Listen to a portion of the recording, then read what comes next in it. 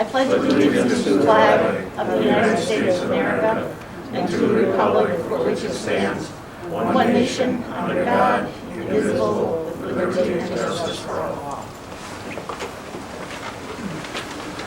The school board will convene to closed session tonight to consider the employment, promotion, compensation, or performance evaluation data of any public employee or municipal governmental body has jurisdiction or exercises responsibility under Wisconsin Statute 19.85(1) production cook position, special education teacher, high school math teacher, high school Spanish teacher, Title I teacher, volunteer assistant softball coach, and school board self-evaluation. Did we have any guests signed to No, we did not. speak? Okay. Are there any items that anyone wishes to have removed from the consent agenda? Hearing none, the consent agenda is approved by consent, and that includes donations of $500 from Sally Borkovitz toward the senior sports photos, $307.50 from the Stella Parish to the Lunch Angel program, $200 from the Pioneer Booster Club toward the senior sports photos, and $500 from the Pioneer Booster Club toward the dugout improvements. With that, we'll begin with the administrator reports. Mr. Baer. Thank you, Mrs. Berry. I appreciate it. I just have a few things to expand on from my report, and specifically student activities. I wanted to talk about prom. Prom is a unique opportunity for our students that we want them to enjoy. Of course, it was canceled last year. So we are looking at a prom type activity this year for our juniors and senior class. We talked to public health and they advised us not to have a dance. So we're going more towards a dinner and a show. So students will be served a dinner, a catered meal, and then we're going to have a show like a live comedian or something for them to enjoy. And that will be our prom activity. So at least they get to get dressed up, get to be in one space together. We'll still have them socially distanced, but I think that'll be a safe activity. The other thing that I wanted to highlight is graduation. We're already starting to plan for graduation. Right now we're looking at having a traditional type graduation as long as our health conditions remain the same. We're planning on socially distancing family groups. So if it's 4 or 6 attendants, we'll put them in a group and then we'll have the next group 6 feet away so that we can outfit all 46 families in our gymnasium. We also will bring in the band and the choir if we can find the capacity. Not because we want to add more people, actually the seating that they occupy is seating that otherwise families don't want to sit in because it's not good viewing. So we went to the gym the other day and we looked at that, and we do have a tentative plan that I'm going to bring to the administrative team next week for a more traditional graduation ceremony. The last thing that I wanted to add that's not on my report is we are having class guidance meetings starting April 12th. We'll meet with freshmen, sophomores, juniors, and seniors, or rising to those grade levels, to talk about course planning, graduation requirements, college planning, testing, scheduling, and then college credit options or dual credit things such as youth apprenticeship or CAP classes and those types of things. So those are some of the goals that we'll have in meeting with all of our families in each of the classes in April. Any questions? Questions from Mr. Baer? There are none. Ms. Margraf? Thank you. Good evening. The one addition that I do have to my report is just to let the board know that this is the time of year where we, in pupil services, where we discuss next year's programming. What we do is we do an assessment of the current needs that our students have right now, and then we try to make projections for the next school year. The main objective of this is try to balance the current support staff that we do have to make sure that that will meet next year's needs. Recent observations and discussions have shown that, our needs have increased for our students. Most recently, I've had conversations in our early childhood program, our English language program, and particularly our middle school special education program. So my plan over this month is to collect the data, sit down, review all of that with Mr. Lickey, and make some recommendations for the future to make sure that our students' needs are met. And I bring this up because, when I do present some of these recommendations, I do hope to have your support to make sure that we are doing the best job that we possibly can for our kids. So that's what I wanted to add tonight. Thank you. Thank you. Any questions for Ms. Margraf? Mr. Hiltz isn't here tonight. He's out on medical leave. But he wanted me to highlight that his staff's been talking about how this year when the AV schedule went, how the soft opening at the beginning worked for the elementary school, and he's contemplating presenting that in the future board meeting about starting with half the kids every other day for a week or so in the fall, so get on the routines and the way things work at the elementary level. Elementary needs 1,050 hours of instruction per year, while the 7th through 12th graders are required to have 1,137 hours. So there's some wiggle room there. So he's going to frame that up a little bit and be bringing that forward in the next month or two. But he's out on medical. He's feeling fine, but he's a little under the weather a couple days ago. He's getting better. Well, that's to him. Superintendent's report. In your packet, you have a document from student education. I met with a couple gentlemen from the student group, and I've been reading this book, Maximize Performance, Creating a Culture for Educational Excellence. I've gotten through a few chapters, and lately I haven't read anything the last couple of weeks, but I really enjoy it so far. And my interactions with the members of the student education group and their leadership council, I think are things that our district could benefit from. It's expensive. The proposal is $42,000 a year. I don't propose that we tackle this at this time, but we keep it in the back of our mind for framework maybe in the future.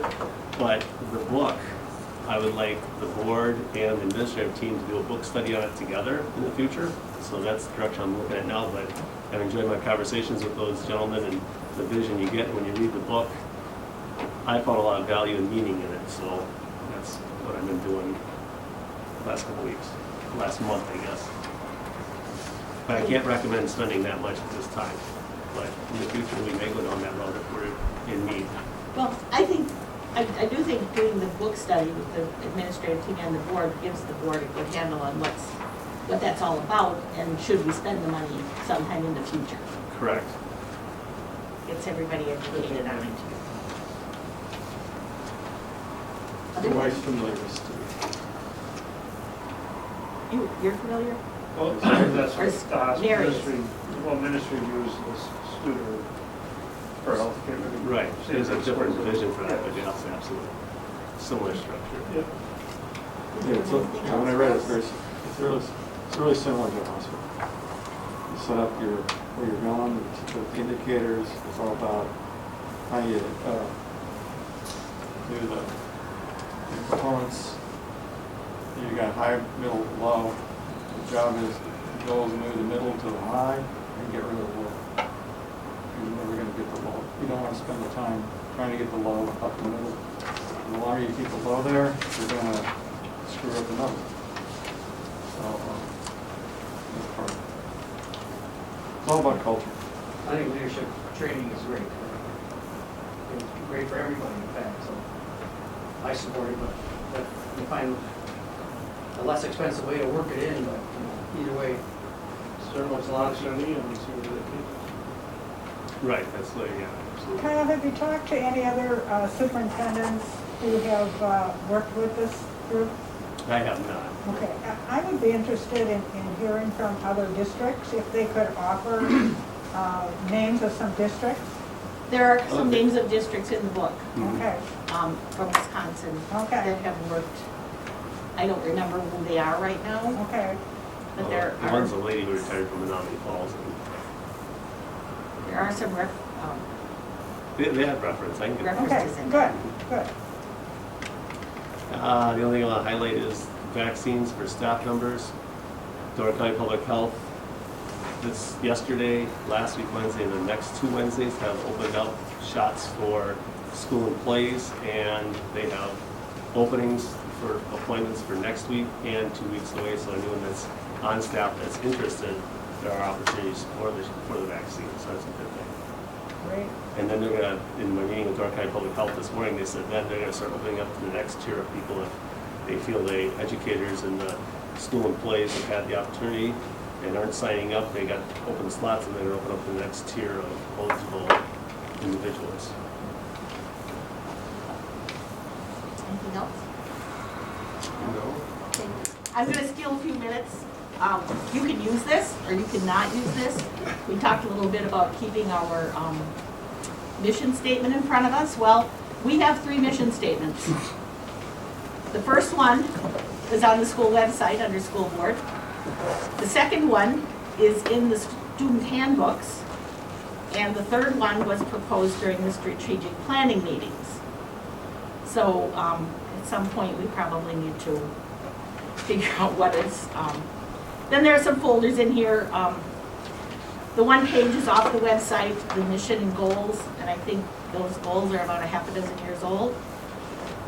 While I was thinking about goal setting, I put down some areas that we might consider in goal setting, and those are just brain ticklers for anybody to think about as we move toward goal setting.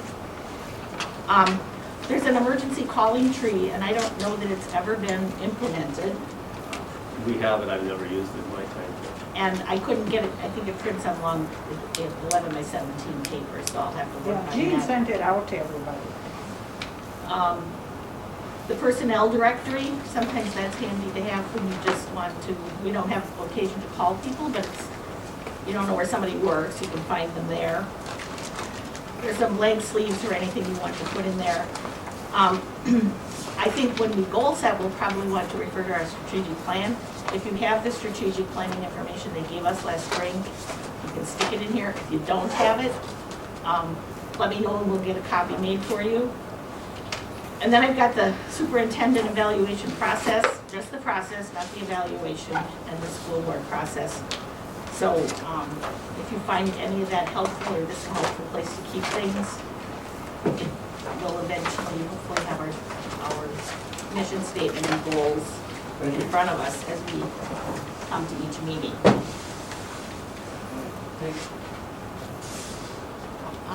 I just had a question regarding the athletic situation. What I is that? understand, Kyle, that we're going to receive a special assessment from WIAA, A what? a special assessment from WIAA. I haven't heard that. Okay, I did get something on that, an email. And it's due to the fact that the tournaments were canceled. And they have, I'll leave this letter with you. They have the amount of the assessment for, Oh, you're talking about, yes, rather than, the WI in the past charged fees and dues annually. They stopped doing dues 6 years ago, and now without the tournament series the last year and a half, their revenue source has decreased, and they're a nonprofit organization. So they typically charge a fee. They don't want to charge a fee to actual school districts because then the legislators look at them as they're being funded by public dollars and they fall under their domain, so they want to stay in a nonprofit organization. So instead of calling it a fee, they're going to call it an assessment, and they broke it off into 7 divisions depending on your enrollment. And it's just a proposal this time, but the Board of Controls is going to vote on it here in probably April. yeah, the lowest amount is $1,000. Yeah. I don't know which group we'd fall into. I don't know which one we're in either, but it's So 5 or 6. that's per school, or that's not per student? right? No, it's per District. school. Per district. Yeah, well, it's per school. Because some school districts have more than one high school. Right, right.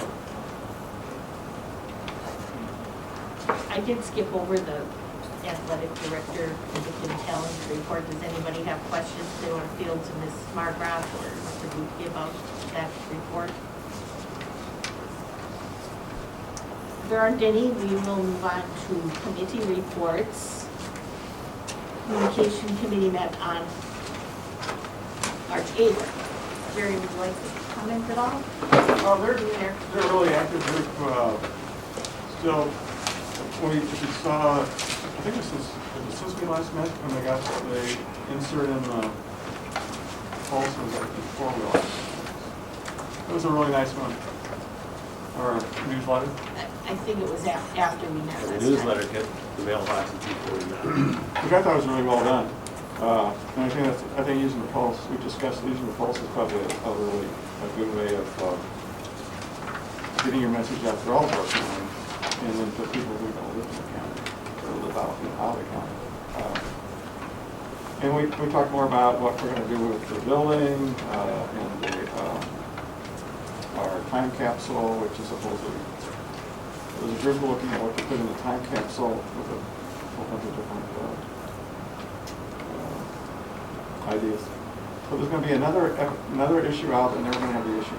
There's an issue coming, and then the issue regarding the tearing down of the building are gonna come right behind each other almost. Yeah, I'm not sure which one of those comes first. I think But- I don't either. The commemorative one about the existing building will come out first, and then our quarterly one will come out after that. Later on in June. Yes. Right. So the writers did they do a really good job every issue, but they did a really good job on the commemorative issue, writing the history. Yeah. It did- And Lisa's done Lisa's done a great job going back in time, pulling old pictures and, the old building back when we were almost horse and buggies in front of it, not quite that far. And I also want to just salute the whole group. I find them really fun to work with, and they're really pull up their sleeves and jump in, I'll write this, I'll write that, and I think we slow down pretty soon today after we get some of this out. I think so. There are some other areas we can tackle. It's a good group. The time capsule is being loaded tomorrow. Pioneer News is going to film loading the time capsule. And then Matt ordered, there's pictures of the board and the staff from today will slip in there, and they're gonna place it on Monday in the school. So that's. Don't worry, when they tear that building down, nobody will have any idea who we were. Matt did get a picture of the old building, a nice professionally done picture, and I suggested that they be sold. I certainly would buy one, suitable for framing. Yeah, Matt did that 2 Saturdays ago and one was around, and Yeah. got some good pictures, I guess, so yeah. He'll get those out.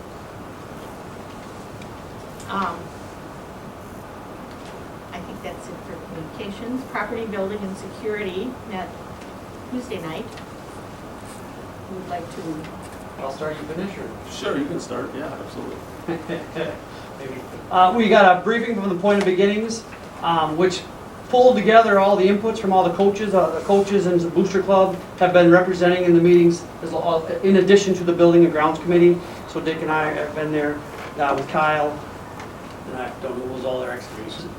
So I thought that it's a good plan for the athletic area back there, including the track and kind of that whole area. I think we're probably looking at a good strategic view, and now it's a matter of they're coming back, we're sharpening the pencils and kind of clarifying some of the plan and some of the details. Obviously, some of that is looking through the budget and evaluating where we are today, where we can, and then if we need to put it in phases or not. So again, it was a good discussion, a lot of detail. I really appreciate the coaches and the Booster Club, because they really know that area, how to use the area, and their recommendations, from my perspective, have been really good. So, and I think the Point of Beginnings listened to them, which I think is also important. So that's all I would add, I guess. Well, in Point of Beginnings, then took all the information from the last, this was our third meeting, so first 2 meetings, and they came up with the ultimate perfect outlay of all the shot put, discus, pole vault, layout of the track, the whole thing. We're talking about keeping the track at 6 lanes because of the location of the current light poles and the limitations we have out there. And they gave us a ballpark figure on Tuesday of $2.5 million. Now that is having everything exactly how we want it located. This next Tuesday, they're going to come back with that brought down some and we're going to prioritize, and they didn't have it itemized for us, they just had a ballpark figure, they got to come back with itemized and go from there. So after we meet on Tuesday night, I think we'll need a special board meeting in the next week or so to sit down and discuss what the Building and Grounds Committee talks about on Tuesday, where we get a better outlay. I did get a call this afternoon from Mike Schmidt from Myron, who's helped assisting with the project. He says he's got some numbers. I called him back at 5 o'clock when he was gone for the day, so I'm sure him and I will touch base either tomorrow or Monday. So, but we do have a process, and it's a good process. It's good group of people, and we've got a vision for the future, and it can be phased in if we can't do it all at one time. Dick, do you have anything to? No, I think that sums it up pretty well. The only thing I'll add is a lot of what needs to be done immediately is safety, is necessary for safety reasons. The bleachers have failed inspection 3 times. The track has huge cracks in it, which is a danger for kids running on it. You're gonna fix the track, you have to do it right, which means fixing the drainage around the football field. So that part of it is really, will be a nice improvement, but it's a lot of safety type issues that I understand. Well, and like the discus where we currently have it, they're throwing across the playground. That's not the safest direction to be throwing a discus, but that's what we do, you know. So it's, it'll be nice to do, but it'll also enhance the area for those kids out there and recess and everything. Equity Committee, we didn't meet, we're waiting on, some sample survey information which didn't come, so when we get that, Sue will schedule a meeting. School perception, Sue Peterson called me yesterday, I called her back, and she called me back in today, and we're trying to phone tag, and I don't know what that was necessarily about. Well, she emailed Erin and I responded to her that their survey didn't, seem to meet our needs, and we were really looking to see what we want the survey to accomplish, and we're looking at other surveys that other schools have done, and that we would be in touch with her if they could be of assistance to us in the future. Okay. The second message she left me today said she would keep trying to get her availability, so. Well, you're not interested right now from me, so she's going to you. Oh, okay. And no, I didn't tell her we weren't interested, I just said, what you sent us didn't work, we need to do some additional research on our end, which I think is correct, so school Right. perceptions We're didn't work looking at for us. Search Institute out of Minneapolis. Okay. I've spent a lot of time working with them, and they have promised to send me a video and a copy of their test, which I have to sign my life away in order to receive, but it's coming. The budget, You can see our fund balance went up this last month, and that's because we received more revenue from our tax levy. $5.1 million has been received for that, bringing our total receipt to 71% of our revenue for the year. Carl, do you want to talk about the stimulus relief funds and the process behind it? Right now, we have received the first, back in June or back last summer.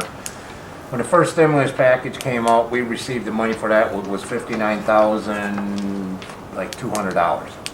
We've already made our claims, gotten our money for that. Second set of ESSER funds is now, I won't say it's available yet, because we don't know exactly how much money we're going to get. Right now, they have their base amount, and then they're also trying to figure out, or the second set of it are taking so much per student hour face-to-face. So when I mean face-to-face, it's kids that are actually in the school, in the building. We're gonna get so much money for each hour per student. And the way it looks right now, that's gonna be around $234,000 plus some, but that could go up, and it probably will go up because of us being back 5 days a week. So we haven't gotten all of the stipulations of what we can use it for and things like that, and we won't know exactly how much we have until school is out, and I tell them how many face hours and that we have. We have a plan put together working with Amy, or Mrs. Lautenbach, and the nurses to figure out who's been here, how many hours and things like that, to get a pretty good idea of how many hours we have. Is it gonna be perfect? No, because we just, that many hours, that long a time, you're not gonna get it perfect. With the last stimulus bill that was passed this past week, there's more money coming to K-12 public schools. The last word that on the virtual accounting conference that I've been at this week, preliminary amounts that they're saying is $1,800 per kid, per student. If you take that, and I figured, and I don't know if that means actually kids in school or kids in district or how that all comes about, how open enrollment is gonna play in that. I took 550 kids at $1,800, that's $990,000. Again, don't know what we can spend it on, what we need to use it for, and things like that. Right now, with the second set of ESSER grant that comes out, we have until 2023 to spend it. To- Spend it and claim it. And the last one was 23. And the last one can be up to 2025. Right, okay. And we're gonna make sure that's spent. Well, I would hope so, but They don't send then, you the money until you send in the claims, so you have to spend it first in order to receive it. and you do, and you have to be able to figure out the things that, because there's certain stipulations as far as what you have to claim and spend it on. The claims have got to be justifiable in order to claim the funds, so we can't say, okay, we're gonna pay our 2 math teachers out of it, because we're paying our math teacher right now. If we hired a 3rd math teacher to spread the kids out, you could do that, and you could pay the 3rd teacher's salary on that. But you can't say, oh, we're gonna pay all our custodians. Well, no, you can pay the custodians if we had extra overtime, because, or if we added a custodial staff member, because you can't, it won't offset our current costs. It'll be for, the things that'll help us with is, like, this year we have 3 aides that are full-time when they normally be half-time, because they're cleaning and helping supervise kids and keep them spread out. Our nursing contract, previous years, we have them for 4 hours a week, now we got them for 40 hours a week, so those are items we can file claims for. So it sounds like a lot of money, but we may not reap it all because our claims may not all qualify. What agency is the governing agency on this? The rules have been coming out by the Joint Finance Committee of the legislature. State legislature. So they're the ones who basically substantiating the rules and making the rules, because the money's coming from, the state gets so much money from the federal government, and the state has to decide how they're going to divvy it out and that. And then, so that comes from the Joint Finance Committee, which goes down to DPI, and the DPI gives us our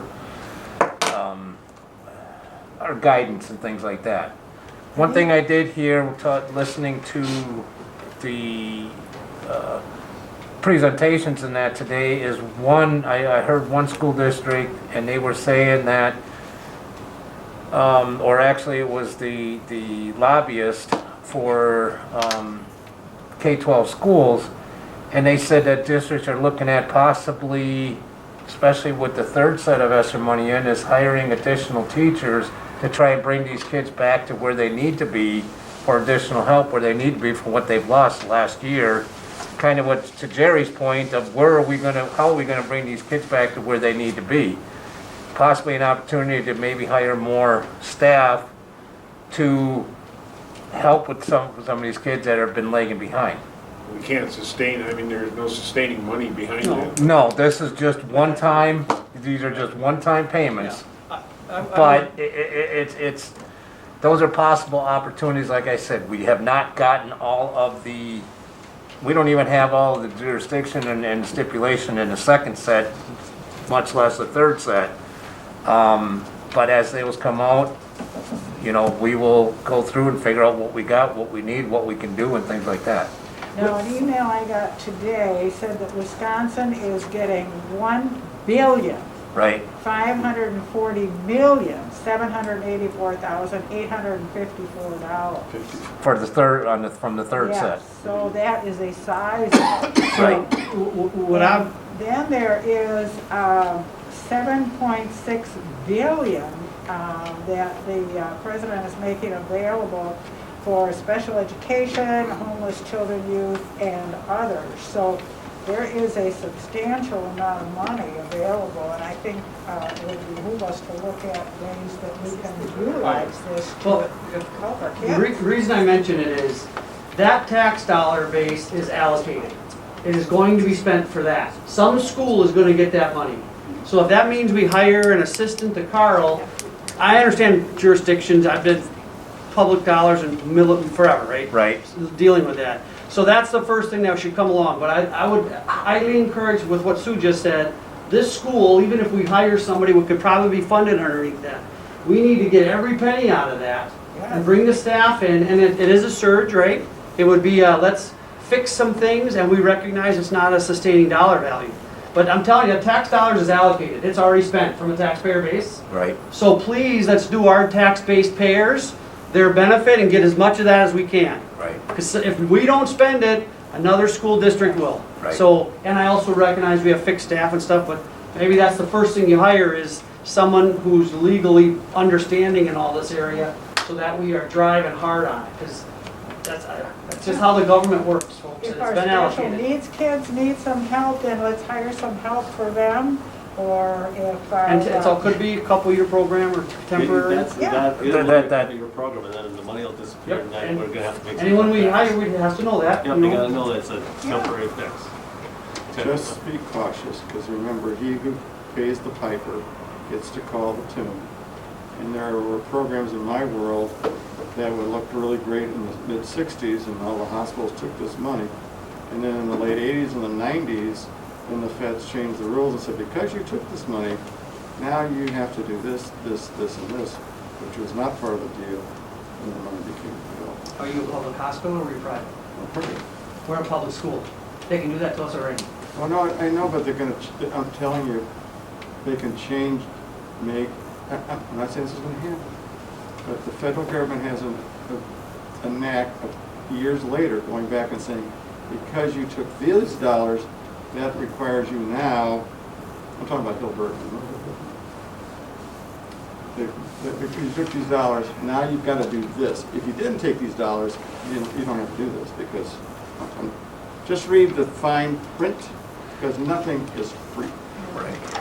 Well, and one thing that, especially the gentleman from SAA, the lobbyist in that, what they're finding is a lot of legislatures are saying, oh, public schools, they don't need more money because they're not spending what we already gave them. And they're pleading with these districts, please make your claims for this first set and tell them what you're doing. Tell them what you have to spend it on, your additional cost and this and that.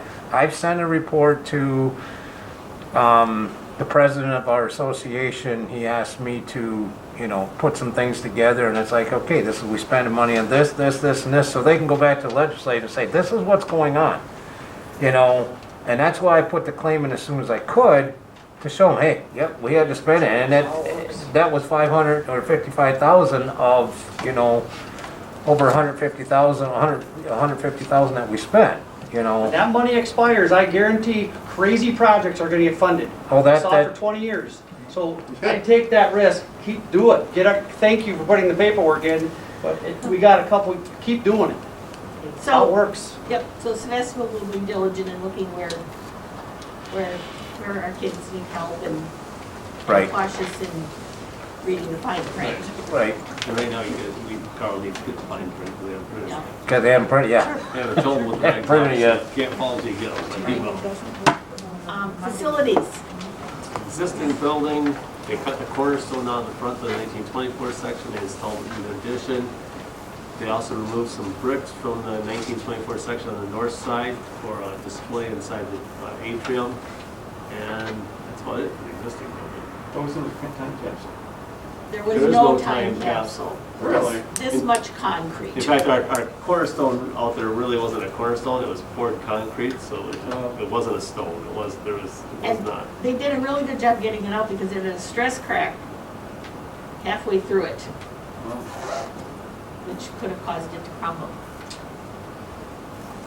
Yeah, so it's not exactly a cornerstone, but it is our cornerstone and it's being displayed for the future. Building project. Where do I start? I don't know, there's a lot going on. It's really changing all the time. It's making good progress. I changed some colors in the first floor and second floor from blue to red, because I thought it was more school color. I don't know what else. There's a whole bunch. Moving has really become a pain in the tail end. Staff, we had 550 bins from Southern Drawer, which they sold us at half price, and all of them has disappeared. And so I went around the last couple of days asking staff members how many more you need. I've talked to like 25 staff members, I got another 15 to go, and they're asking for another 750 bins. We're going to cardboard boxes. It's unbelievable what we have there. But the building is clicking along. I did give you a sheet on revenue for upcoming projects. On the beginning there, you'll see the contingency, $764,000. If you flip to the page behind that, this was prepared in February 19 by Myron. The first bucket of money is the $1 million of contingency for the addition and renovation project, and you can see they allocated to date $419,000, and then they have 3, 6, 7 buckets of money that they're setting aside, saying you may have moisture mitigation, RFIs or potential costs coming, those other items, and they're setting aside those buckets of money for those items. I told them, if you want, bump each one of those up $5,000, $10,000 to make sure you're safe, and they said we already did that. So the projected remaining contingency is $380,000. Then you go down to the demolition project. The second time we went out to bid, the amount dropped by $300,000. They're still holding out for structural shorings issues, hazardous materials, because when they hit the walls, we don't know what we're going to find inside necessarily, and any underground issues we may have in disposals. They kept 4 buckets of money there, and they said the remaining project contingency is $245. Bedrock, they're saving some of that money because when they tear down the current building, there may be some digging out they have to do to level things out there, so they saved $25,000 there. There's a bucket of money there. Winter conditions, except for that really cold snap we've had, they've done very well. Currently, they spent $51,000 on winter expenses. That was through February 19th. They're planning on spending their $89,000, so they think they'll have a little left over at $60,000 at the end. And then the utility relocation, there's allotment at $25,000. They think they'll have $15,000, so it's $764 is what they think they'll have left over. Also, we have some interest on the funds that we first borrowed, $618,000. Fund 46 is sitting at $620,000. This current budget has remaining to date $300,000 in our maintenance budget. At FFE allotment for furnishings for the new addition is $715,000. We should, and I got a little conservative number of $50,000. We should have leftover money in the FFE and the abatement allotment. Currently, the abatement allotment is $250,000, and we've already had some work done. We have the abatement asbestos scheduled for May, and then there's other hazardous materials we have to take out, and there should be some allotment saved there. So I think it's going to be about 2.4 on there. And then the next sheet I gave you is project expenses for upcoming projects. If you look on the reverse side, you'll see the list of projects we have discussed at earlier meetings, and I've shared this with Bray and Myron back in January. Well, projects 1 through 9 minus 9A, which is the current playground of $140,000, is $1.165 million. And as we're talking about the tracking, $2.5 million. And our meeting on Tuesday, I told them we don't have $2.5 million, but I think we got about 1.3, because allotment for the field, you take the estimated revenue from all those areas, subtract out the cost of the projects 1 through 9, it's about 1.237. And then we always have our fund balance. The low point for our fund balance for this last year, 2021, was in December. We were at $2.4 million. Our range is 2.4 to 6.4, almost 6.5. I did have a discussion with Mike Clark yesterday. He's super comfortable if we dip into our fund balance by $600,000. He's comfortable if it's reduced by $800,000. He's fine with reducing it by $1 million. So we're sitting in pretty good shape for these projects. So when you heard talk about the track and stuff, that's why I wanted to meet next week where we get more, where we get exact numbers for parts of the project better broken out. Then we can go on to that. I should also tell you about the demolition abatement moving process. The week of May 17th, the abatement company is going to come in and abate the 1946 section of the building. So Dan Sanborn, Dale Carlson, and Clayton Kinsel moved out of their area for the last week of the school year. They'll partition it off, barricade it off properly, and abate that area. After they're done abating, the moving company will come in on May 20, well, that's the week of May 17th. May 24th, the moving company is going to come, and they're going to start moving the furniture from the 1946 section first. Then they'll go up the third floor, move that furniture, come down the second and first, and they think they can do it in 3 days. Teachers on those 2 in-service days, on the 24th, 25th, are going to have things boxed up and be ready to move because everything that's going. If something we're not taking with us stays in the building, goes down with the ship. In the meantime, school gets out on May 21st. The demolition will start on Saturday, May 22nd. And the first part to get demolished will be the connector from the 91 gym to the 1924 section of the building. So they'll come in on the north side, they'll tear out that connector. When they get that removed out, they'll take the equipment from the industrial arts wing that's too large to take down the hallway, because right now that's landlocked. It can come out the garage door, but it's out in the yard then, because it's all the way it's found in that building now. So take down that connector, remove the equipment. The abatement will go from 1946 up the third floor after the movers are done. And Myron Construction has to come and move all cabinets and materials out of the way of the abatement company. They'll seal off third floor. Abatement will be occurring on third floor. The demolition crew will come over to the 1946 section, get that removed.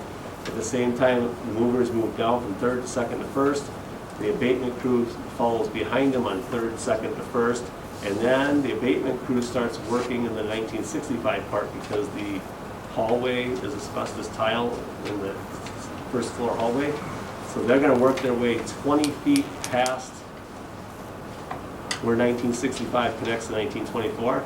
And then when the demolition crew gets done with the 46 section, they will come to the 1924 section and they will start on the south side. They'll tear on the south side first, peeling it away from the 65 building, and work their way to the north.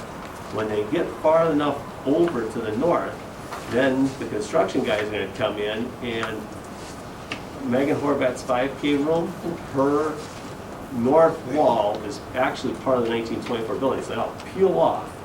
Then they're going to put that wall back up, plus they're going to put a stairwell because we lose the steps going down and we have to have fire exit for the kids on the second floor. So they'll peel that off and then work their way to the north with demolition, and then they'll come in and rebuild the stairwell tower there. And the stairwell tower will be different than the 1998 one that just goes from second floor to outside. It will connect the first floor as well. And then they'll continue tearing everything down and put a parking lot there at the end. So where is the district office going until? You're sitting in it right now. You're sitting in it. I'm sorry. We're sitting in, well, this is it. Okay. The district office, the K-12 office, the pupil services office is going to be here in the library. Okay. And the reason is because the hallway is going to get tore up out here because of asbestos all the way out to door number 3. So we're going to use the door here to come in, and someone will set up shop in the distance learning lab, someone will be here, someone will be in that room over there, Officer Hilsbeck's office will be one office, and we will move in here until the K-12 office is complete over there. Then those folks will move over there, including Mrs. Margraf, and then the district office will become where the K-12 office is after asbestos hazard materials in it, and they reconfigure that area. So that's what we got going on. Could you answer that again one more time? I got it right That's here, awesome. Jerry. You can watch the tape tomorrow. Yeah. Just one little, I know it's a minor item, but Yep.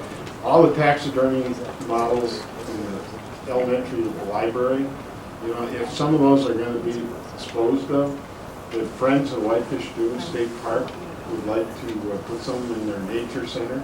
Okay, Talk to right Mike now, Madden. they're all with Mike Madden. He's taking them off sick, so they don't have to worry about them right now. So they're in his care. Okay.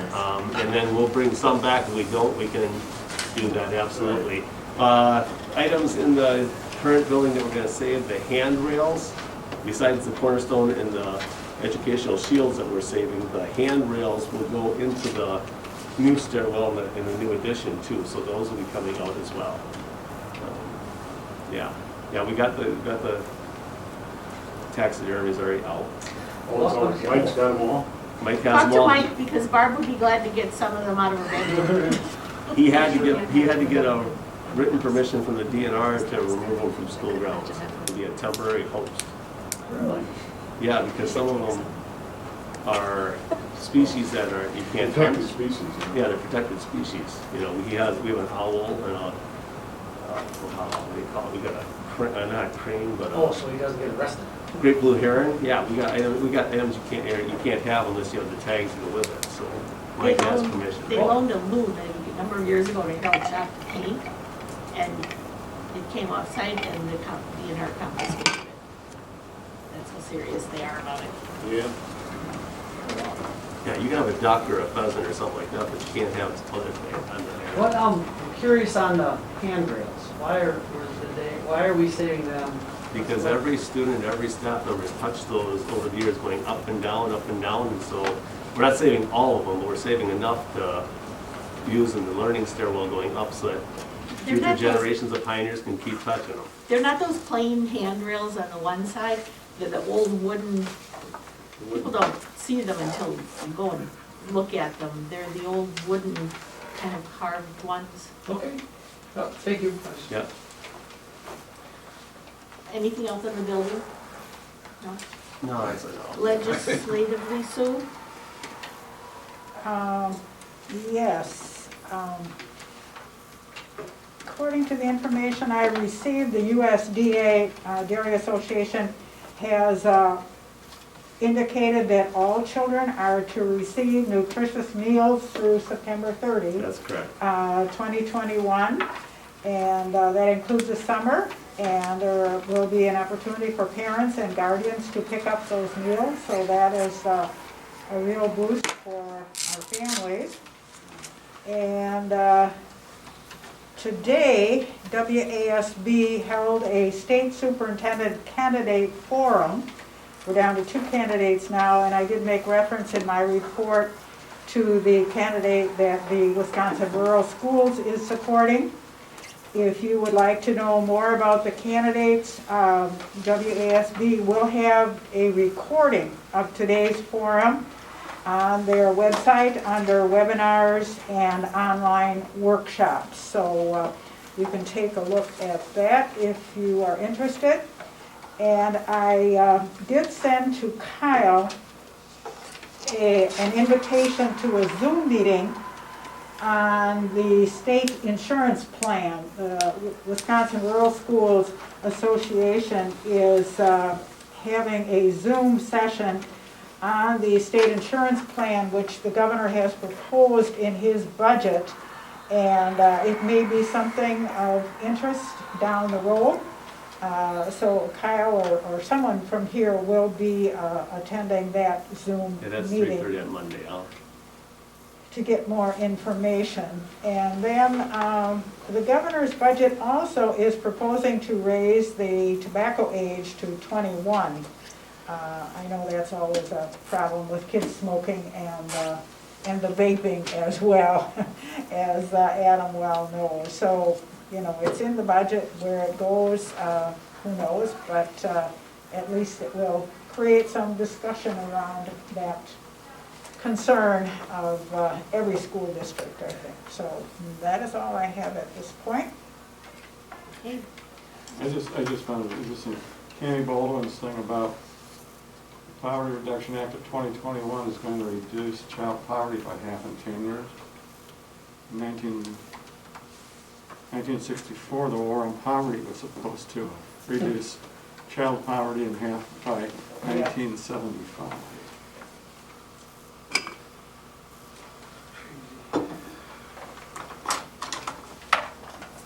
And it continues. Moving to old business, we have a grouping of, under item A, second reading of policies. We looked at each of these individually last meeting, and now we can take a motion to accept that group in item A as, motion to approve them as a group.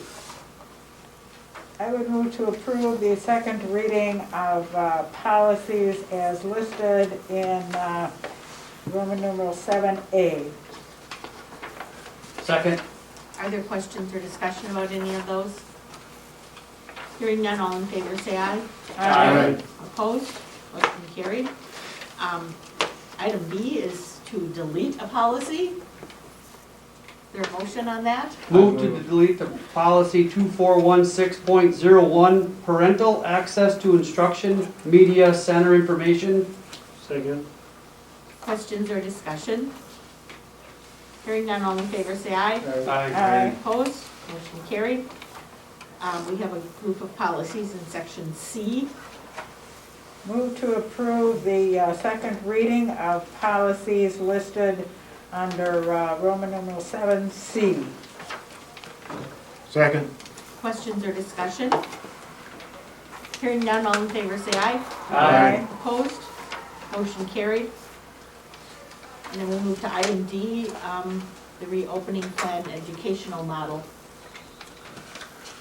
We've been in session with all the students since March 1st. Currently, we have 2 active cases of COVID, which has resulted in 7 people being quarantined. 2 are siblings to one of the students, so there's really nothing to do about that.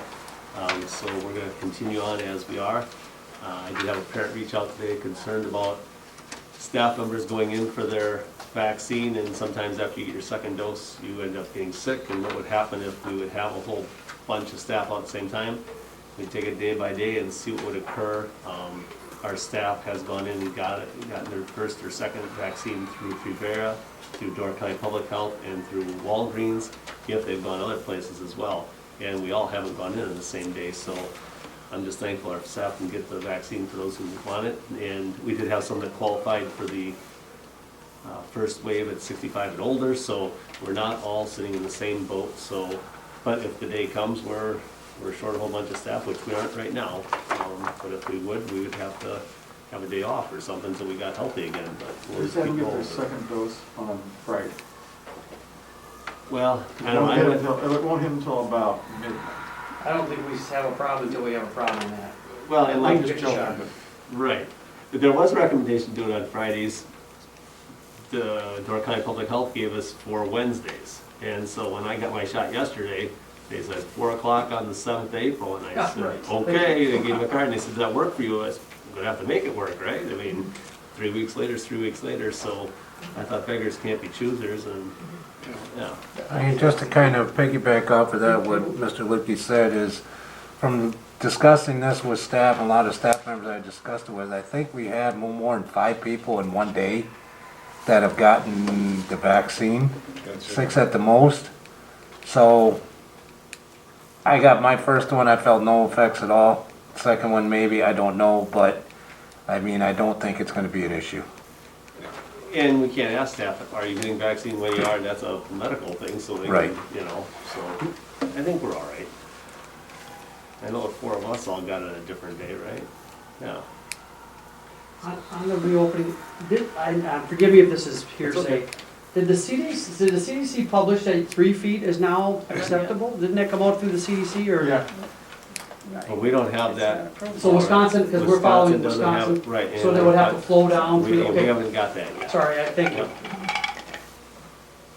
Yeah. yeah, they came out with it. That's what I thought, and then with the 6 foot, Actually- that's still our guidance. Actually, well, this past week I found out that the 6 foot came from research in 1890. If you're wearing a mask. Huh? If you're wearing a mask. No, the 6 foot thing is, came out, it was studying of tuberculosis and they just hang on to it themselves. And so we are still doing our masking, our cleaning, all our procedures are staying the same, so. Thank you. Yep. Is there anything else on the reopening plan? That's, no, you heard Mr. Bear talk about the upcoming events. We're gonna try to roll some all the spring events, modified of course as is. You're gonna have an interesting phenomenon, though. When you open, you're gonna have the trauma of all the kids coming back again to school after all this mess this year, plus you add the new building to it. It's gonna be a whole nother dimension of issues to Well, and yesterday, Mr. Bear and I gave the seventh graders a tour. I don't know if your group said this, but my group said, well, we're gonna get lost next year. How are we gonna find our way? And I thought, you guys can't handle it. How the little one's gonna figure it out? You know, you'll figure this out. It's not that big, but it was, that's what my group was That's talking gonna be, about. you're gonna love it. Well, they were gonna love it, but they were worried about how they're gonna find their way around the new school. There's gonna be another Second issue. graders walking into Kids seventh are always grade. worried about that when they come to a new school. Yeah, right, yeah. It was kinda neat to see the group like that. Mr. Bear, did your group have that same? Yeah, and especially the sixth graders, when we brought the sixth graders through, they said the same thing. And will we get an extra 4 minutes for passing time? I had 8 minutes. And that was a pretty good try. I said it's really actually closer. They'll be closer in proximity. So Yeah. I think it's all the construction equipment and the physical size of some of the rooms and areas make it look bigger. And they don't know where they're standing when they're someplace. They don't know where the old school is, and they don't know north, south, east, or west when they're in the building. It's neat. Not to complicate things, but if you just brief that there are extra minutes in the year, that's an interesting discussion someone could have. You guys could have. I don't want to give it more minutes because you have enough minutes in middle school, not elementary. But I'm not asking for it, I'm sorry. Just listening. Okay, we'll move to new business, and we have the class of 2019 student survey. With the survey here, this was completed 18 months after they graduated. They also did one at the month they graduated too, so this is a follow-up. As an admin team, we've gone over it amongst ourselves. Some things we wish were a little more deeper, so we could reach down and find out a little more, asking questions. We are going to share it with each department on March 31st at the high school level during in-service days. We're just going to sit down. We think that's fair to do it by departments rather than the whole group because, I don't know, English doesn't need to know what math score was, and math doesn't need to know what English. They need to know their individual ones, and then they need to know how the areas that affect everybody are. So we're going to sit down with those individuals on that day and work that through. It's a starting point. After maybe we're through it and teachers have some questions, maybe we can develop the survey better for future, but it is interesting to see what they have to say. So this was our first year of this, This is the first class that has been out 18 months, correct? and we had 22 responses? Yes, and I can't remember, Mr. Bear, how many kids graduated in 2019? Oh gosh, I thought it was in the 50s actually. I thought that was Yes. a larger class. It's over 56. 30%, so that's good. That's a good turn back. So, Would you anticipate, Kyle, after those meetings by department, coming back to us with some recommendations? yeah, I would think that as an admin team, then we'll recircle and then we'll see how we can tweak the survey to ask more in-depth questions, because you see something you're like, well, I'd like to know a little bit more about that. Yeah. I think there are some areas that we would want to improve. Well, I think we could go from good to great, you know? Yeah. That's what I think it is, you know? So, you're always gonna have one student who's got an axe to grind, you know? Shoot, that's what it was gonna be in 1987, you know? I would have had a nice one for Union Grove High School, you know, so. But you know, you get some compliments in there too, so you Yeah. gotta look at where the major flow is in the middle, so. And It's good to give them the opportunity to voice their opinion, but Yeah. that's why you have, you take out the high, you take out the low, and what's your median? Exactly. Yeah, but when I look at this, and I see a 13-page survey, and I think, you know, how many students will look at 13 pages of a survey and say, well, no, I don't have time to do this. And a lot of these questions, I think, get into really personal preferences and personality, possible personality conflicts and that sort of thing. Personally, I think they could simplify this survey and get meaningful information, rather than, you know, having 13 pages of some of these questions that, quite honestly, I don't know, you know, what purpose they would serve. I mean, some of them are targeted towards, I mean, some of them are targeted towards specific teachers and situations and even fellow students. I don't know what kind of value that is. Right. I agree. But when you give them the opportunity to comment, they're gonna put in what they put in, right? I think, You know? if, as the survey can improve, or if this group sees it, so this is the first year, and we've talked about this in the past, survey data, you're right, it isn't artificial intelligence, as I always say. So we're gonna read page 7 and change a policy. No, you look at trends, right? Yeah, So this year, and next year, and next year, and by your comment, I like too, that good to great, hey, they're good, but we could maybe, you know, that room for improvement, and that's those leadership books, right? Those leaderships are always gonna say, let's all strive to improve a little bit, always, you know? And so that's what I would offer on this, because if not, we had no data, right? So I do agree that this data and surveys, we should keep doing it. If we can improve the surveys, I agree Yeah, with I that. think we need to. But I guess the question is who's gonna do that, right? So that's why we go to the survey company. So if we start coming up with good ideas after you see a couple years of these, I am sure you could find somebody and write up some questions and get them into the survey, but. And I'm sure as they're reviewing the data, they'll maybe find areas that they say, well, we don't really need that data. Yeah, That's something we can remove. exactly. You Sure, can add, you can remove. when we get there, but it's the first year, so. the school perceptions will make those adjustments. Absolutely, we're paying them, so yeah. But I agree with what you said, because I think it's, I mean, these are 18 months out. Mhm. You know, 18 months out, you still don't know what you don't know. I mean, I have no idea, maybe kids today do, maybe it's language. I would have no idea at 18 months out of post-high school, what the word even critical thinking means.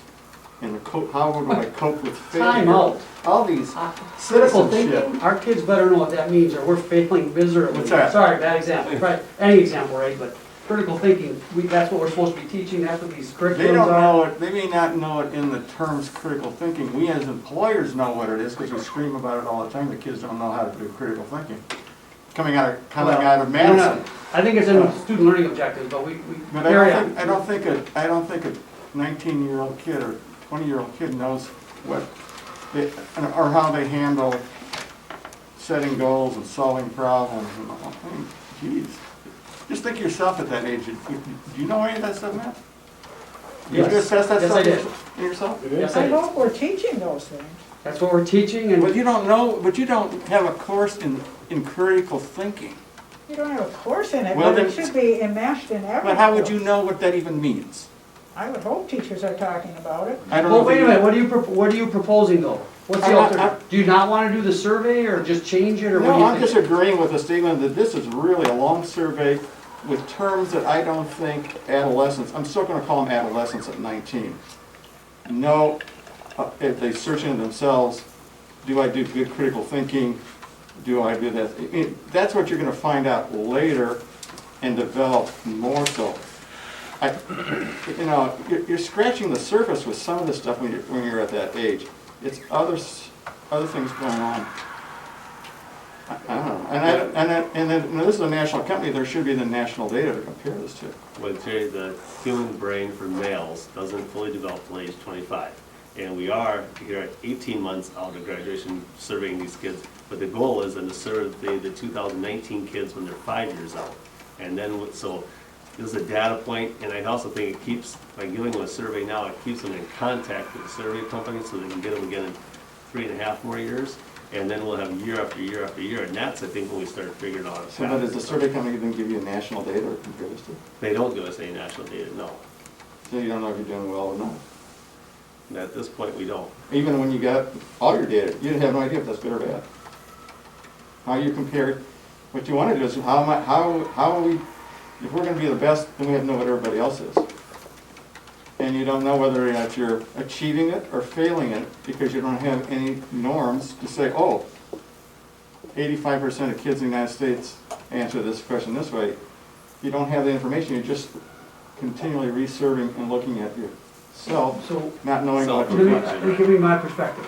Prior to this survey, we had no data in this school district, other than great experience from great teachers, right? And school perceptions admitted when we started this, that more and more schools are doing this.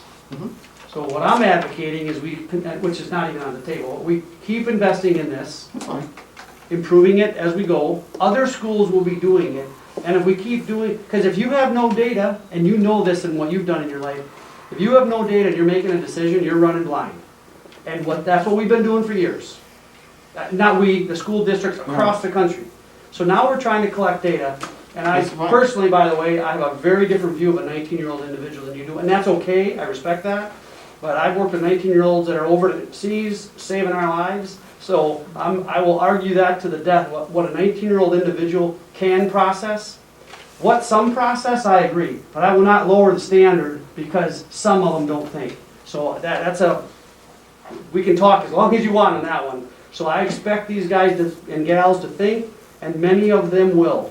And that's, it's And why I we think this is gather a data. good start, as you're saying, Dave, and we need to continue. But All I'm saying is it's a good start, fine. The data is only useful if you've got national data to see how you stack up.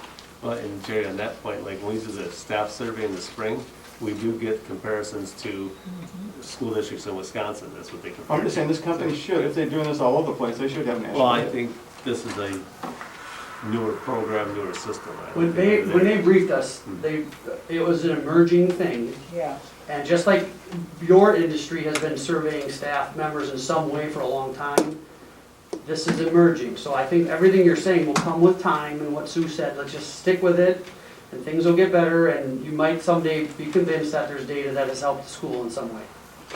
Also, the only thing that really stuck out to me is who helped you plan your life in school after high Yeah. school, and only 18% went to the high school counselor. And 77% got it from their parent and relative. I mean, I thought, how does it,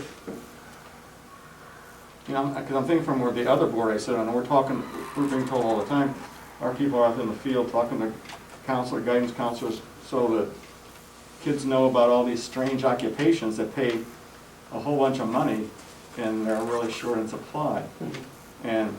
But then I see only 18% talk to the school counselor, so how are they going to know this stuff? Well, and that's where we're gonna go from good to great, and that's where Mr. Bear talked about the family meetings in April coming up, about the planning and stuff, so we are using what we got, and we're, So as Well, a we- positive we- thing for you serving is, that number really caught my attention.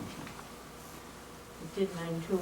I would be interested to know, and I don't know if you can tell us this, how many kids started the survey and didn't finish? Did they start it and say, this is too much, I'm not gonna finish this? Yeah. It's That would be an interesting number for me. The other one How's this is, done? The By- numbers. How's this done? Is it done by, you receive something in the mail? you get an email, and then you click on a link.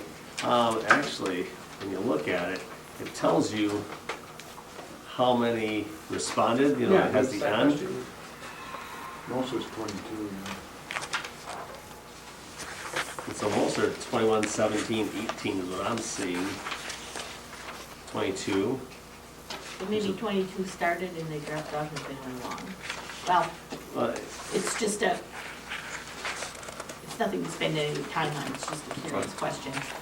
I did get a copy of, thank you, the 2020 survey, student follow-up survey, and it was,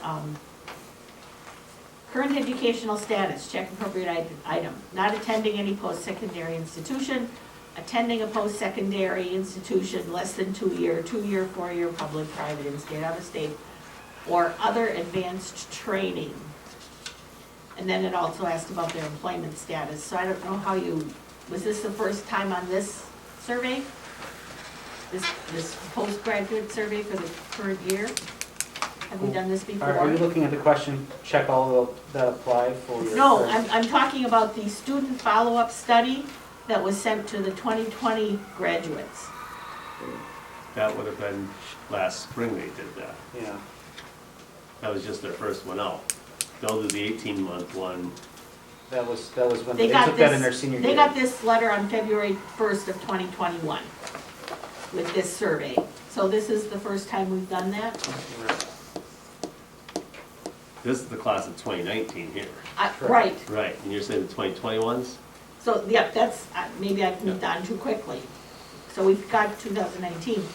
There was a survey sent to the class of 2020 on February 1st of 21, asking them, are you attending post-secondary? Are you getting other advanced training, or are you attending post-secondary? and then asking if they're employed, what area they're employed in. Is that the first time we've done this survey? They were, I think it might have been because Yeah. the 2019 were done when they first got out. So now you're Or talking in about May. students that are roughly 6 months out because Right. they're graduates of 2020 and the survey was sent in February of 2021, so roughly 6 months out. How many year contract do we have with these people? Year to year. Year to year? Yeah, we don't have to continue, we can continue on, whatever. Yeah, and for full disclosure, I sent it out to the school board. It was what my son got, and we were talking about surveys at the last meeting, and there's 2 questions on it. So maybe, and it doesn't look like it's from school perceptions, and I just didn't know what it was, because we Is it talked from about school surveys. perceptions? No, it doesn't. So maybe it's something different. Okay, yeah. Okay, we always work It's this, not all of familiar. our surveys I'm not currently. are familiar We're not with familiar that. with- We only use school. Well, you- Only school perceptions is the Who's kind only of student survey voice? we've ever No, sent. that's incorrect. Yeah.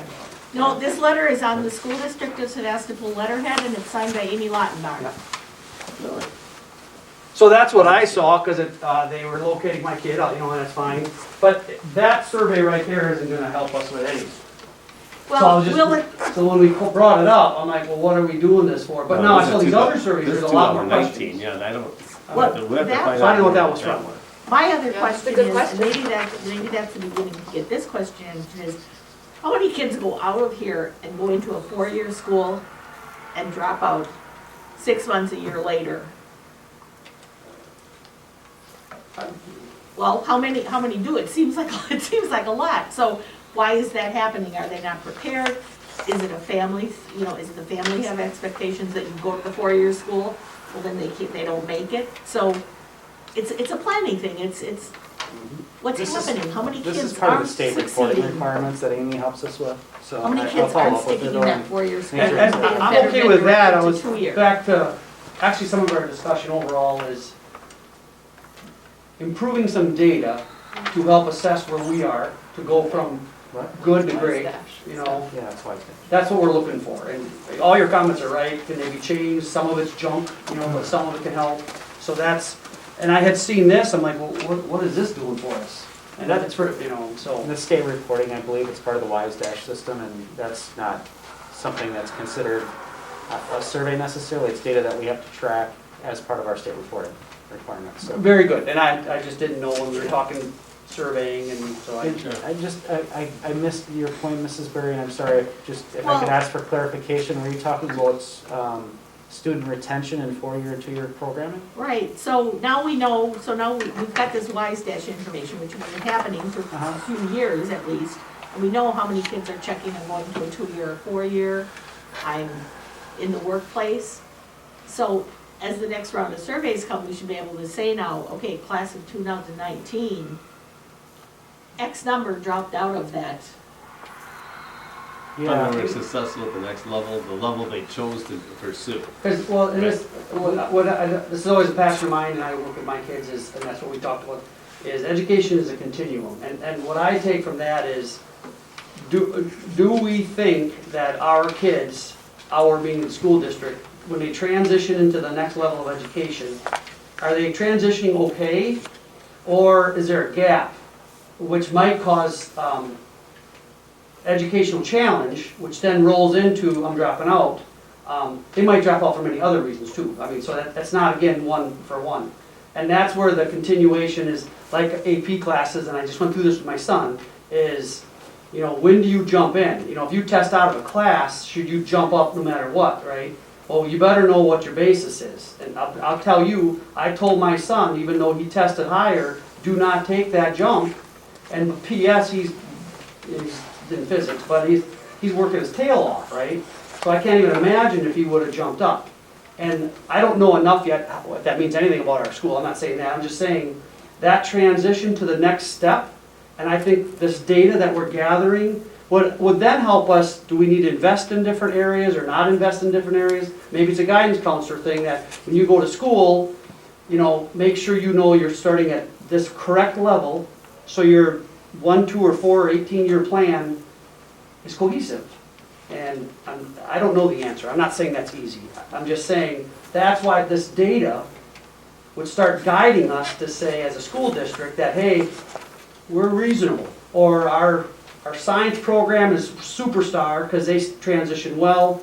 Some other program, English maybe, you know, even though Mrs. Spetz is a rock star in my book, you know, I mean, as an example, right?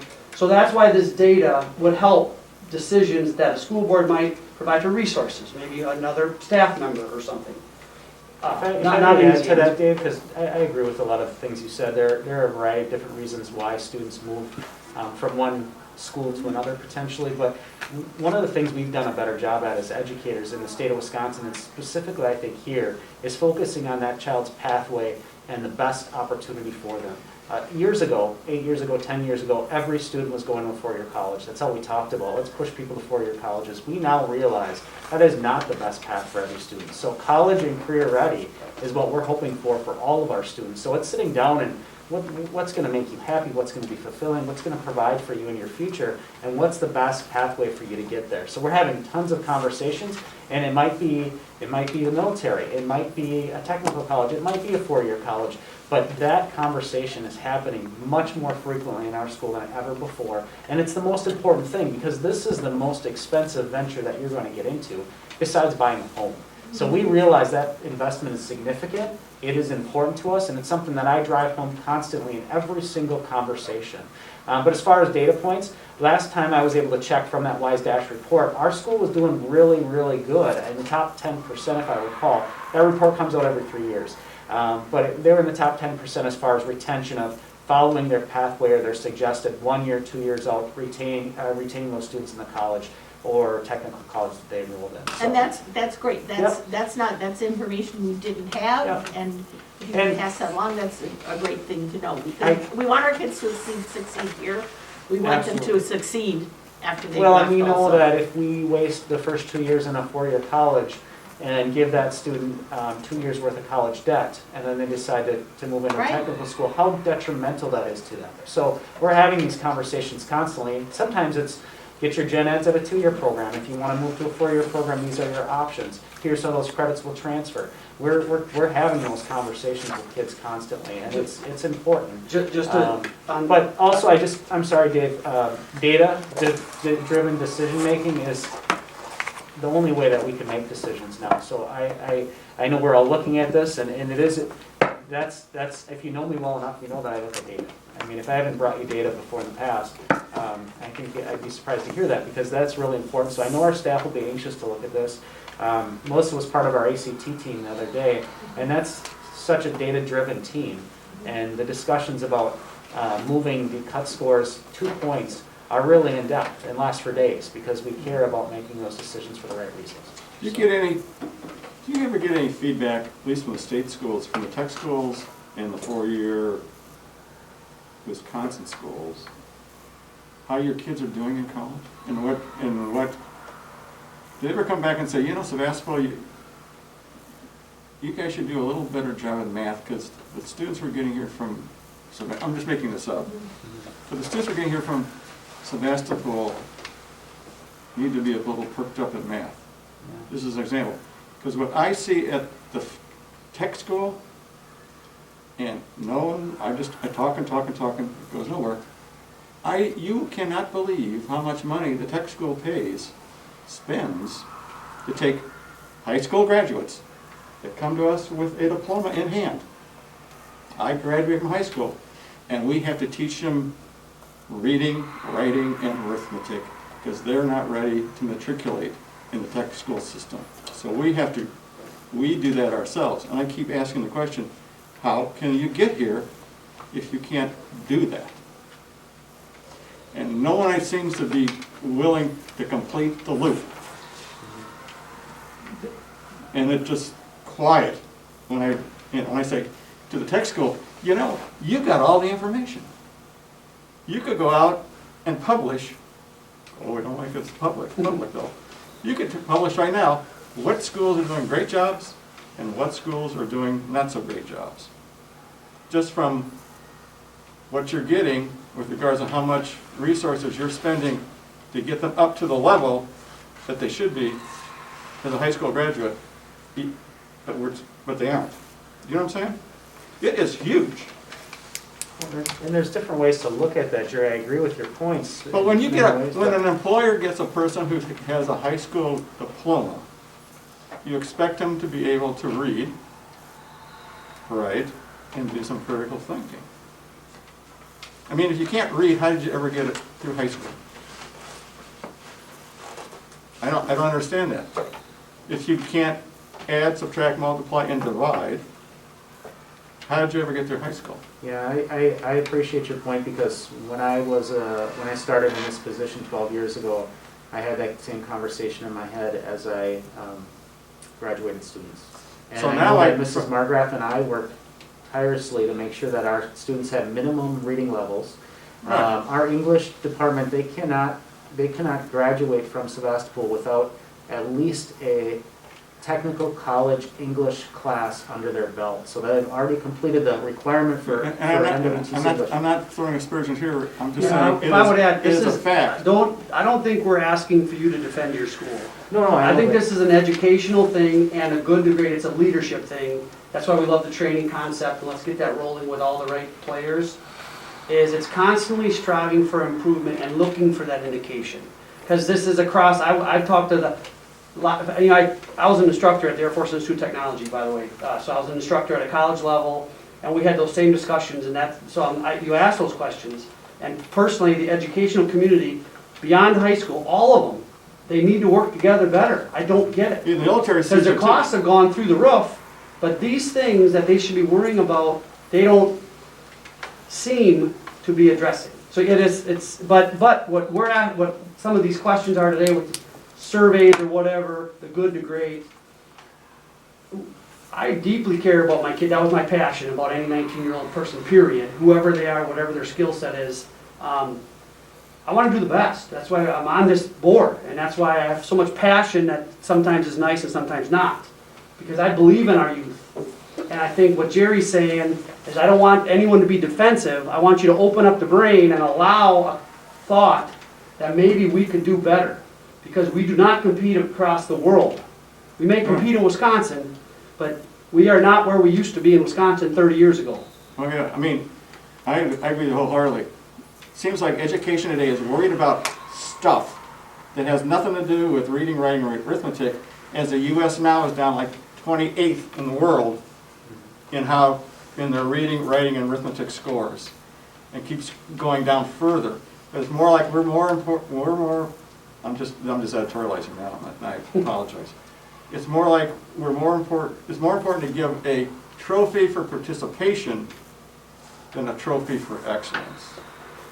So You I'm don't want gonna to hurt wrap, anybody. I'm gonna wrap this conversation Okay. up. And I think it's worthy of having further, maybe when Yeah. we're goal setting, when we're talking about goals. But tonight, we've got this survey for 2019, which is great. I think when they're I think Jerry's a little bit right, sometimes they don't know what they don't know. I think when we hear from them when they're out 5 years, we're gonna have a better idea where they helped in math and English and whatever. So, and I'll just- hopefully we'll get a report back as you analyze this data. Yes, with a set of recommendations. I understand that you're trying to close up this conversation, but I appreciate the support of the board, and that's what we're here to do, the best for our kids. We are committed to this process, and we appreciate your support for doing it. So that's not to cut anyone off, but we have to keep We can do moving. that. It's something for everybody to think about as we I'm have. gonna give you a gavel. Have discussions at another time. She already took my microphone away. Well, mine's just blinking, I don't know what that means. Okay, that was a good discussion. We have the announced retirement of Brock Lottenbach. Would you like to comment on that? Rock has decided that he's going to complete his career on June 30th. As he states in his letter, he's excited about the direction we're going. So he has a bucket list of his own he wants to. So congratulations to Rock. We're going to miss him. I'm very happy we brought Dan and Katrina on board when we did.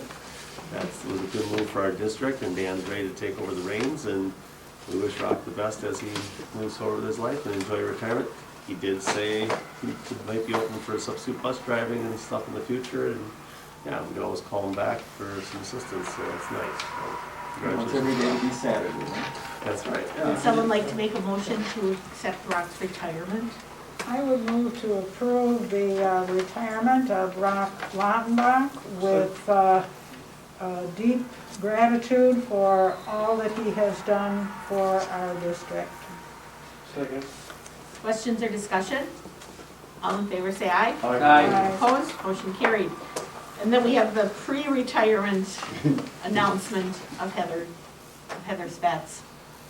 Yeah, she's given us her 3 years notice at the closure of this year, so it's 2021, so it'll be at the end of 2024. So congratulations to Heather for, again, moving forward. Motion. Move to approve the retirement of Heather Spetz. 2024. Yeah, I'm sorry. Is there a second? Second. Questions or discussion? You really want to accept somebody's retirement I mean, a lot can happen in 3 years. Your life things can change. She wants to do it because of the employee handbook. Yeah, there's some There's benefits. some benefits in it for her. Oh, okay. Never mind. Now, Terry, that doesn't mean that she can't change her mind, Yeah, but like this that. is just to put it on record so that she can take part of the benefit that's available to her. All right. Never mind. Questions or discussion? I would just like to say that I got to know Heather Spetz long before I was on the school board because I would read applications for Scholarships Incorporated to approve those. And Heather's letters of recommendations for kids were always the very best. If I were applying for anything, I want Heather to write a letter for me because she helped you to know each student individually in great depth. It wasn't the standard letter of recommendation that you see so often. So I was very impressed with her long before I met her based on the work that she does. We had a second on that, so all in favor say aye. Aye. Opposed, and that motion is carried. And then we have the resignation of Jack Bothwell. Jacqueline Aiden, our title department, he's a retired educator, and I don't know how many years he's been here, 5, 6? Yeah. But we're very thankful for the years he added on in his career to help us out. Yeah. Is there a motion to accept Jack's resignation? Move to accept the resignation of Jack Bothwell. Second? Last spring, or during, I think it was in the summer, I interviewed some staff about how teachers were making connections with kids. And I don't know if it was Melissa or Dina Saunders told me a story about Jack. He would get on the phone with a little boy, and the little boy would always just say, "I just want to talk to Mr. Jack." He had such a connection with his kids, so. That's very true. Yep, multiple kids in the building. So all in favor say aye. Aye. Opposed, motion carried. Then we have first reading of some policies, which we all had to review. We'll go through and just take a motion and a second. If anybody has questions or comments after the second, we'll take those. Would you like to start, Mr. Weidman? Sure. Move to approve the first reading of policy 4112, board staff communications. Second? Questions or discussion? Hearing none, all in favor say aye. Aye. Opposed, motion carried. Move to approve the first reading of policy 4120, employment of support staff. Second. Questions or discussion? Hearing none, all in favor say aye. Aye. Opposed, motion carried. Move to approve the first reading of policy 4131, reduction in staff. I'll second that. Questions or discussion? All in favor say aye. Aye. Opposed, motion carried. Motion to approve first reading of policy 4340, grievance procedure. Second? Questions or discussion? Hearing none, all in favor say aye. Aye. Opposed, motion carried. Move to approve the first reading policy 4431, employee leaves. Second? Questions or discussion? Hearing none, all in favor say aye. Aye. Opposed, motion carried. Move to approve the first reading of policy 5113, open enrollment inter-district. Second. Questions or discussion? Hearing none, all in favor say aye. Aye. Opposed? Motion carried. Move to approve first reading of policy 5511, dress and grooming. Second. Questions or discussion? All in favor say aye. Aye. Opposed? Motion carried.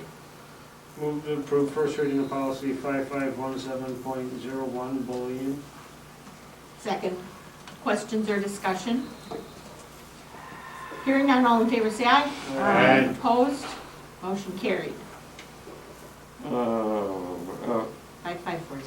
Yeah, 5540, the school bequests.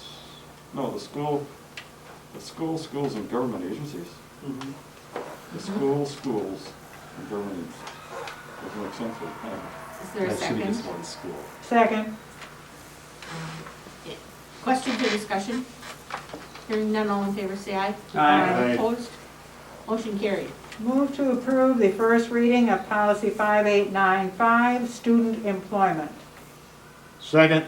Questions or discussion? Hearing none, all in favor say aye. Aye. Opposed? Motion carried.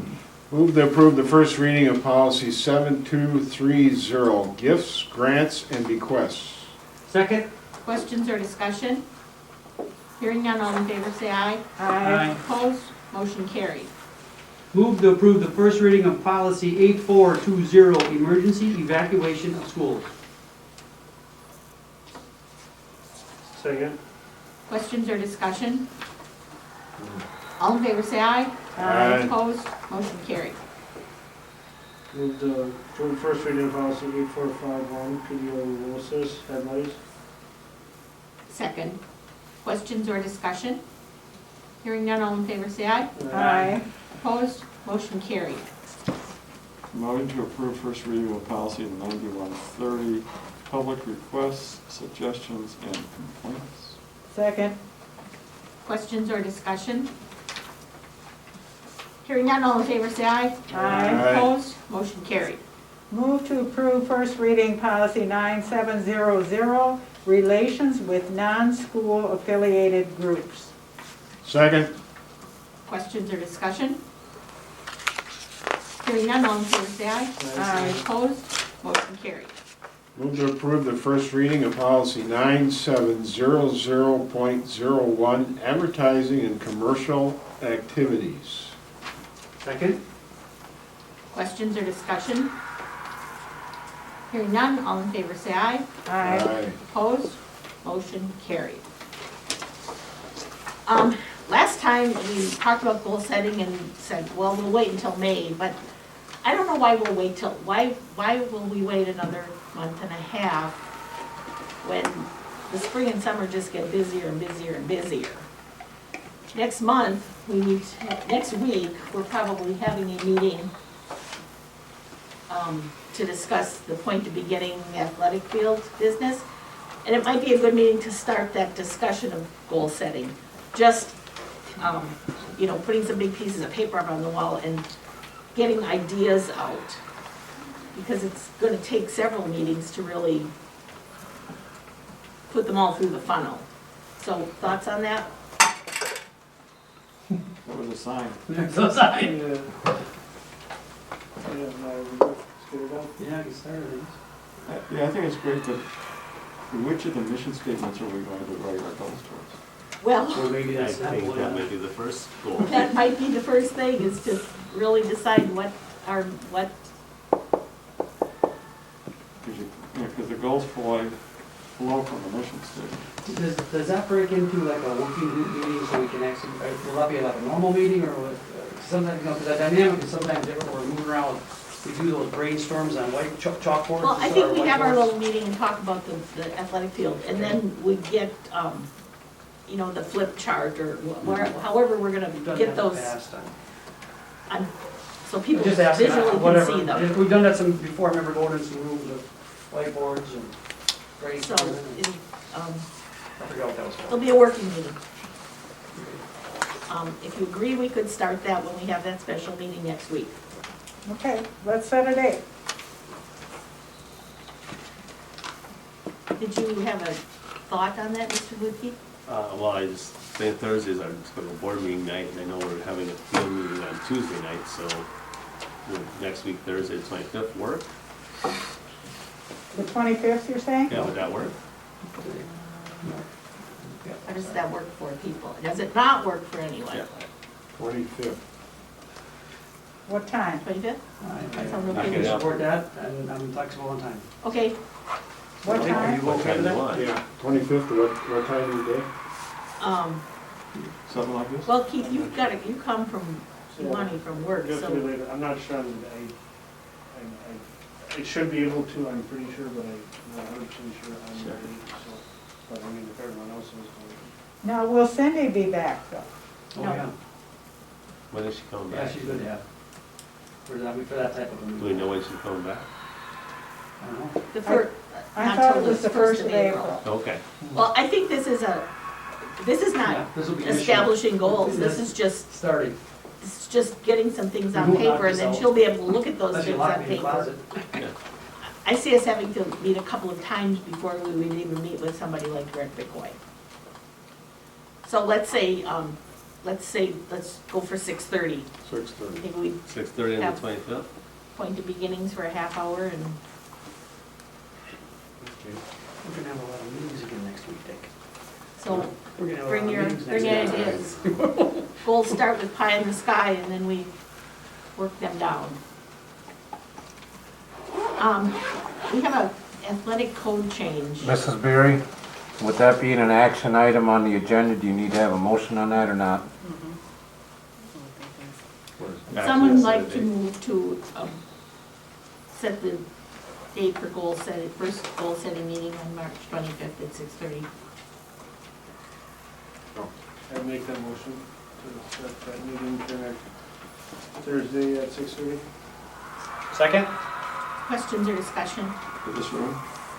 in this room? All in favor, say aye. Aye. Opposed? Motion carried. Thank you. Thank So if you. someone is missing, we'll keep track of those things we talked about, send them out so everybody can see them for the next meeting. Then we have this athletic code change.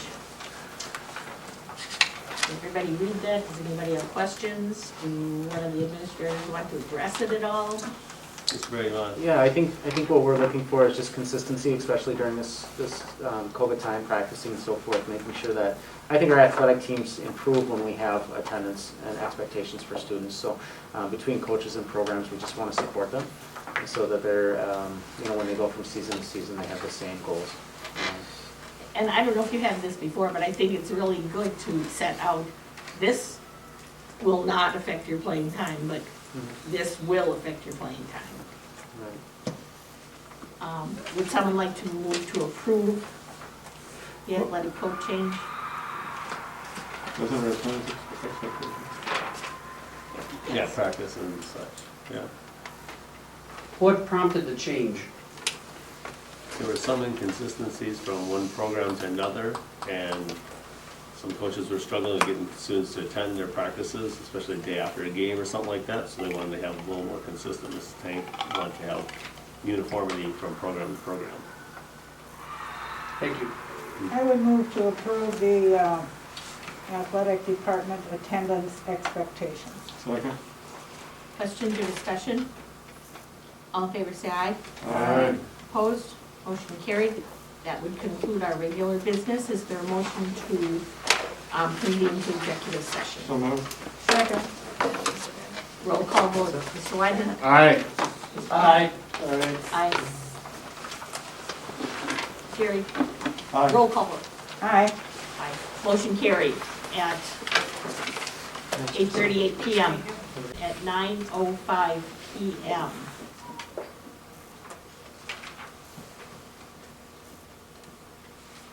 Okay.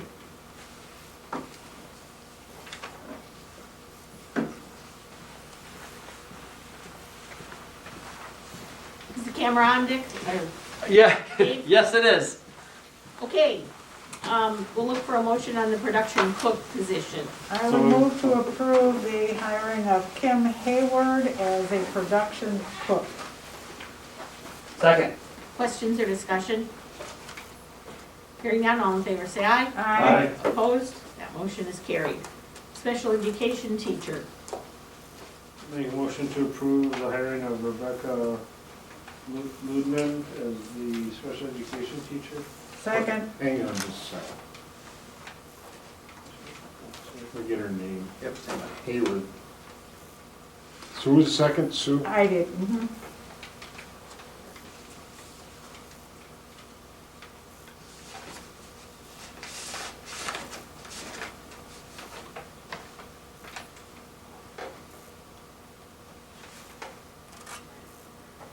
Okay. Special education teacher. Is there a There was a motion. did you get that one, Dick? The motion on the special ed? That is, Rebecca? Rebecca. Who made the motion? Me. Keith did. Keith Ludman. Seconded by Sue. Sue. Questions or Hire. discussion? Oh.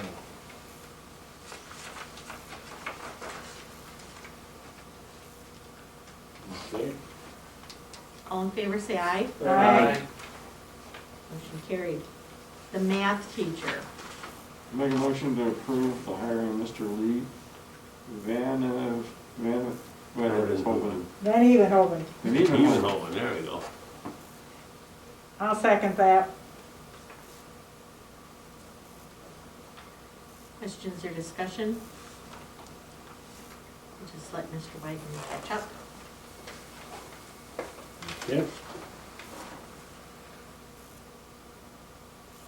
Go. You're good? Yeah. High school Spanish teacher, The Spanish teacher is. Anna. Anna Anderson. Move to approve Anna Anderson as a high school Spanish teacher. Second. Questions or discussion?